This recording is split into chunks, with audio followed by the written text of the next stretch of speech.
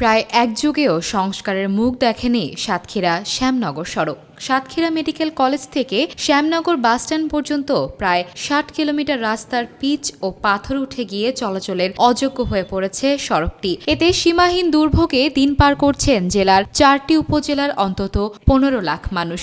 স্থানীয়রা বলছেন, এই সড়ক দিয়ে ব্যবসায়ীরা বেশ কিছু পণ্য পরিবহন করেন, কিন্তু সড়কের দুরবস্থার কারণে সেটি বাধাগ্রস্ত হচ্ছে। একই সাথে পর্যটক কমছে সুন্দরবনেও।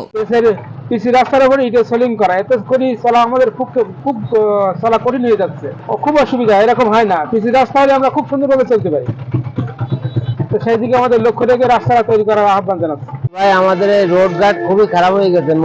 মেডিকেল সংলগ্ন রাস্তাটা এত খারাপ হয়েছে, যার কারণে মানুষের চলাচলে ধুলা বালি ময়লা আবর্জনা এবং গাড়ি ঘোড়া খুবই বিঘ্ন অবস্থা। প্রতিদিন শত শত গাড়ি দেখা যায় যে এই মৌসুমে তারা যায়, কিন্তু এই রাস্তাটা এমনই একটা অবস্থা যে রাস্তাটা কোনোভাবে সংস্কার হয় না।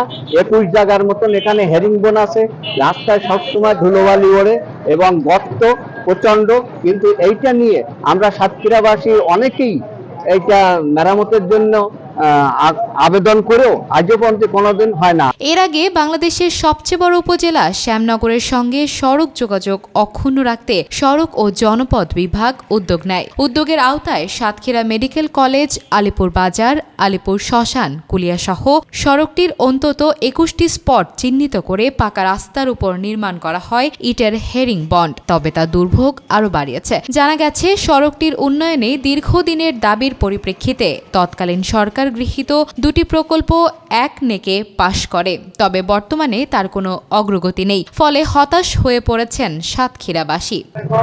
এটা আমাদের সাতক্ষীরা থেকে সুন্দরবন যাওয়ার একমাত্র হাইওয়ে রাস্তাতে আমাদের যে পরিমাণে একটা খারাপ অবস্থা, বেহাল দশা, রাস্তা নেই এক প্রকার। আমাদের রাস্তার উপর ইটে সোলিং দিতে মেন রোড হাইওয়ে, কিন্তু আমরা এত পরিমাণে একটা কষ্টের উপরে ওখান থেকে আসছি, তাতে আমাদের প্রায় যেখানে টাইম লাগে ১ থেকে ১.৫ ঘন্টা, সেখানে আমার ৩ ঘন্টা পড়ে যাচ্ছে।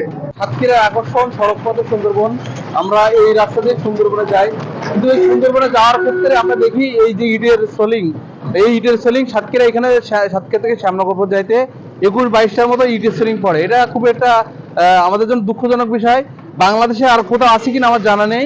সড়ক সংস্কারের বিষয়ে কথা বলতে জেলা সড়ক ও জনপদ অধিদপ্তরের নির্বাহী প্রকৌশলীর মুঠোফোনে কল করা হলে তিনি ফোন ধরেননি।